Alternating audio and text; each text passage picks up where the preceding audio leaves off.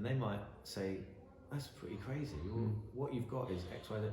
That's successful. And that might change your mindset. And then you actually feel and thinking positive about your current position, which then gives you a different energy to go and focus on the project at hand or the person you're working with.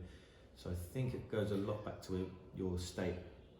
I just think that's a really interesting point. I think, because once again, out there in the universe, if you watch inspirational videos and stuff, a lot of the time you'll hear people say, surround yourself with positive people, surround yourself with the right people. But I think what you're saying there, which I think is an insight that might be interesting for people, is if you surround yourself with people that haven't got as much as you, they may see you as successful, and that can make you feel better about your life. If you surround yourself with people that are ultra driven, ultra successful, maybe that can also leave you with a feeling that you haven't made it and dissatisfied. Equally, I think dissatisfaction can also be a driver, right? I mean, if you're not quite where you want to be because you aspired to be like the guy next door who's got a Ferrari and you haven't, that kind of analogy.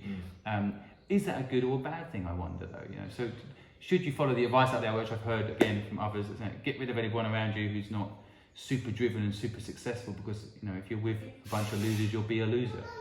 What do you think of those kind of things? I think that's extremely hard to do. You mean get rid of people that are losers around you? Yeah. But maybe we're saying the opposite. Maybe it's not a good idea to get rid of the losers around you. Maybe sometimes the losers around you can make you feel grateful that you've got a few properties, you're quite successful, and some people can't even make their rent this month. Not that you should be around those people to give you that feeling, but you can appreciate how lucky you are compared to how hard it might be for your friend, right? Yeah, I think it's healthy psychology. So if you're sharing and talking with people from different backgrounds, then that's going to give you a broader look across the whole aspect of how it could be, right? So you shouldn't take business advice from broke people. You shouldn't take money advice and investment advice from broke people. That's quite sound advice, but I think you should still hear them, but not necessarily take it on board, because you can't follow what a wealthy person says, because they've got their own